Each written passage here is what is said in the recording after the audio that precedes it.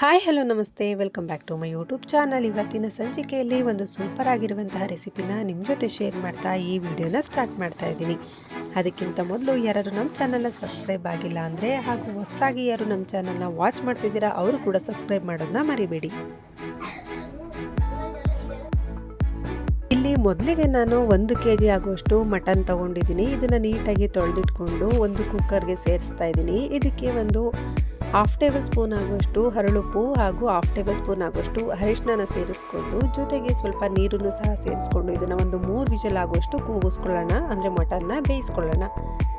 Mutton ಎಲ್ಲ ಬೇಯೋಷ್ಟರೊಳಗೆ ಈಗ ಒಂದು ಜಾರ್ನಲ್ಲಿ ನಾನು ಸ್ವಲ್ಪ ಶುಂಠಿ, ಬೆಳ್ಳುಳ್ಳಿ ಹಾಗೂ ಚಕ್ಕೆ ಲವಂಗ ಇಷ್ಟನ್ನು ಸೇರಿಸ್ಕೊಂಡು ಇದನ್ನು ಸಣ್ಣದಾಗಿ ಪೇಸ್ಟ್ ಮಾಡಿಟ್ಕೊತಾ ಇದ್ದೀನಿ.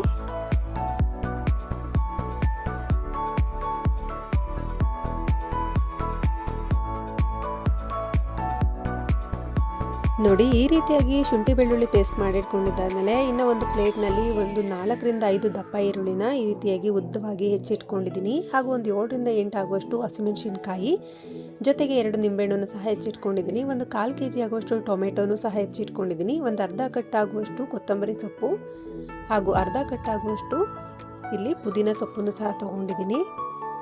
ಇಲ್ಲಿ ಕುಕ್ಕರ್ನ ಒಂದು 3 ವಿಷಲ್ ಹಾಕಿಸ್ಕೊಂಡಿದ್ದೀನಿ. ಅಂದರೆ ಇಲ್ಲಿ ಮಟನ್ನು ತುಂಬ ಚೆನ್ನಾಗಿ ಬೆಂದಿದೆ, ಹಾಗಾಗಿ ಮಟನ್ ಹಾಗೂ ಅದರ ನೀರನ್ನು ಸಪ್ರೇಟ್ ಮಾಡಿ ಇಟ್ಕೊಳ್ತಾ ಇದ್ದೀನಿ.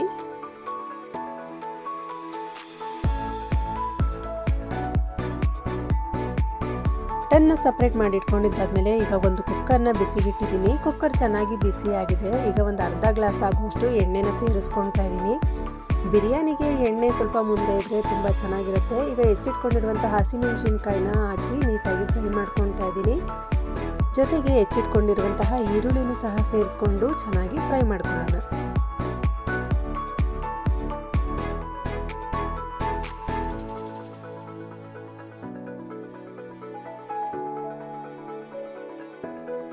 ಈರುಳ್ಳಿ ಎಲ್ಲ ತುಂಬ ಚೆನ್ನಾಗಿ ಸಾಫ್ಟ್ ಆಗೋವರೆಗೂ ಫ್ರೈ ಮಾಡ್ಕೊಳ್ಳೋಣ. ಚೆನ್ನಾಗಿ ಈರುಳ್ಳಿ ಸಾಫ್ಟ್ ಆಗಬೇಕು ಅಂತ ಹಾಗೂ ಮಟನ್ನಿಗೂ ಸೇರಿಸಿ ಸ್ವಲ್ಪ ಉಪ್ಪನ್ನು ಸಹ ಸೇರಿಸ್ಕೊಳ್ತಾ ಇದ್ದೀನಿ. ಜೊತೆಗೆ ಒಂದು 1/2 ಟೇಬಲ್ ಸ್ಪೂನ್ ಆಗುವಷ್ಟು ಅರಿಶಿನೂ ಸಹ ಸೇರಿಸ್ಕೊಂಡು ನೀಟಾಗಿ ಮಿಕ್ಸ್ ಮಾಡ್ಕೊಳ್ತಾ ಇದ್ದೀನಿ.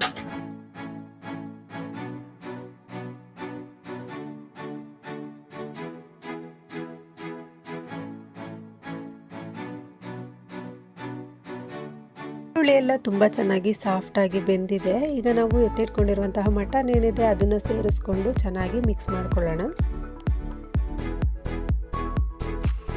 ಇಲ್ಲಿ ಮಟನ್ನು 3/4% ಅಷ್ಟು ಬೆಂದಿರೋದ್ರಿಂದ ತುಂಬ ಹೊತ್ತೇನು ಫ್ರೈ ಮಾಡ್ಕೊಳ್ಳೋದು ಬೇಡ. ಒಂದು 2-3 ಸೆಕೆಂಡ್ ಫ್ರೈ ಮಾಡಿಕೊಂಡ್ರೆ ಸಾಕು. ಅಂದರೆ ಎಣ್ಣೆ ಎಲ್ಲ ಸ್ವಲ್ಪ ಹಿಡಿಬೇಕಲ್ಲ, ಹಾಗಾಗಿನೇ.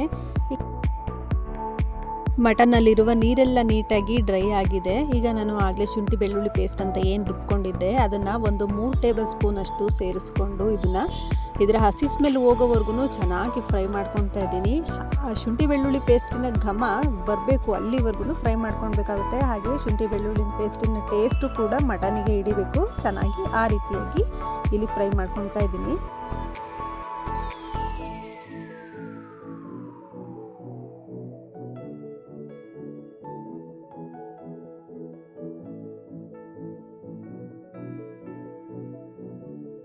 ನೋಡಿ, ಮಟನ್ನು ಚೆನ್ನಾಗಿ ಶುಂಠಿ ಬೆಳ್ಳುಳ್ಳಿ ಪೇಸ್ಟಲ್ಲಿ ಚೆನ್ನಾಗಿ ಟೇಸ್ಟಿಯಾಗಿ ಬೆಂದೋಗ್ಬಿಟ್ಟಿದೆ. ಈಗ ನಾನು ಹೆಚ್ಚಿಟ್ಕೊಂಡಿರುವಂಥ ಟೊಮೆಟೊ ಹಾಗೂ ಕೊತ್ತಂಬರಿ ಸೊಪ್ಪು ಹಾಗೂ ಜೊತೆಗೆ ಪುದೀನ ಸೊಪ್ಪನ್ನು ಸಹ ಸೇರಿಸ್ಕೊಂಡು ಚೆನ್ನಾಗಿ ಮಿಕ್ಸ್ ಮಾಡಿಕೊಂಡು ಟೊಮೆಟೊ ಎಲ್ಲ ಸಾಫ್ಟ್ ಆಗೋವರೆಗೂ ಚೆನ್ನಾಗಿ ಫ್ರೈ ಮಾಡ್ಕೊತಾ ಇದ್ದೀನಿ.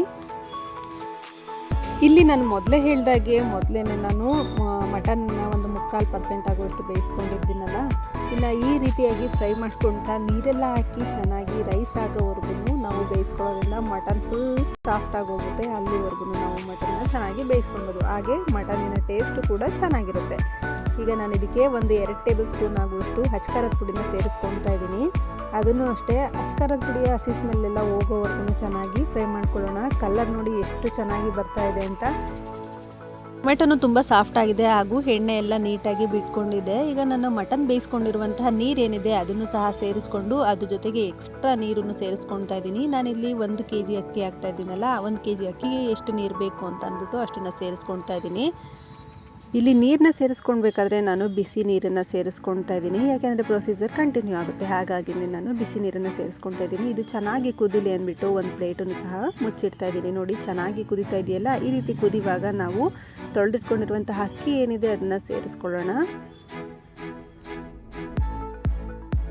ಅಕ್ಕಿ ಎಲ್ಲನೂ ಸೇರಿಸ್ಕೊಂಡಿದ್ದಾಗಿದೆ. ಈಗ ನೀಟಾಗಿ ಒಂದ್ಸರಿ ತಿರುಗಿಸ್ಕೊಳ್ಳೋಣ, ಯಾಕೆ ಅಂದರೆ ಅವಾಗವಾಗ ಇದನ್ನು ತಿರುಗಿಸ್ಕೊಳ್ತಾ ಇರಬೇಕಾಗುತ್ತೆ. ಯಾಕೆಂದರೆ ಇಲ್ಲಿ ನಾನು ಕುಕ್ಕರ್ ಲಿಡ್ನ ಕ್ಲೋಸ್ ಮಾಡೋದಿಲ್ಲ. ಹಾಗಾಗಿ ಇದನ್ನು ಒಂದು 4ರಿಂದ 5 ಸರಿ ಅನ್ನ ಆಗೋವರೆಗೂ ನೀಟಾಗಿ ತಿರುಗಿಸ್ಕೊಳ್ತಾ ಇರಬೇಕು, ಇಲ್ಲಾಂದರೆ ತಳ ಹಿಡಿಯುತ್ತೆ.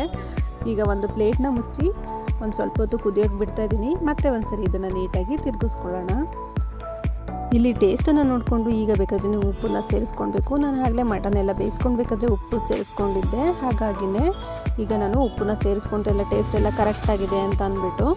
ಇದ್ರ ಜೊತೆಗೆ 2 ನಿಂಬೆಹಣ್ಣಿನ ರಸನೂ ಕೂಡ ಸೇರಿಸ್ಕೊಂಡಿದ್ದೀನಿ. ನೀರೆಲ್ಲ ಕಡಿಮೆ ಆಗಿದೆ, ಮಟನ್ ಕೂಡ ತುಂಬ ಚೆನ್ನಾಗಿ ಬೆಂದಿದೆ. ಕೊನೆಯದಾಗಿ ಒಂದ್ಸರಿ ತಿರುಗಿಸ್ಕೊಂಡು ಈಗ ಒಂದು ಪ್ಲೇಟ್ನ ಮುಚ್ಚಿ ಕಡಿಮೆ ಫ್ಲೇಮ್ನಲ್ಲಿ ಇದನ್ನು ನೀಟಾಗಿ ದಮ್ ಕಟ್ಟಿಸ್ಕೊಳ್ಳೋಣ.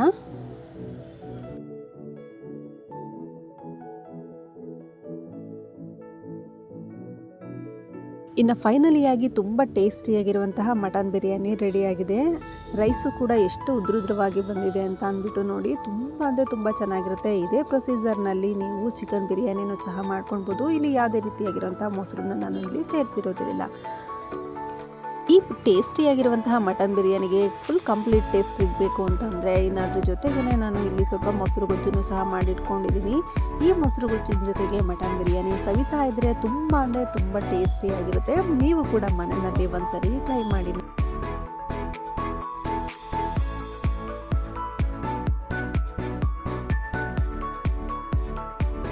ಈ ರೀತಿಯಾಗಿರುವಂತಹ ಮಟನ್ ಬಿರಿಯಾನಿನ ನೋಡ್ತಾ ಇದ್ರೇ ಬಾಯಲ್ಲಿ ನೀರು ಬರ್ತಾ ಇದೆ. ಇನ್ನು ಟೇಸ್ಟ್ ಹೇಗಿರುತ್ತೆ ಅಂತ ಅಲ್ವಾ? ಹಾಗಿದ್ರೆ ನಿಮಗೆ ಈ ವಿಡಿಯೋ ಇಷ್ಟ ಆಗಿದ್ರೆ ಲೈಕ್ ಮಾಡಿ, ಶೇರ್ ಮಾಡಿ, ಕಮೆಂಟ್ನ ಮಾಡಿ, ಹಾಗೂ ನಮ್ಮ ಚಾನಲ್ನ ಸಬ್ಸ್ಕ್ರೈಬ್ ಮಾಡೋದನ್ನ ಮಾತ್ರ ಮರಿಬೇಡಿ.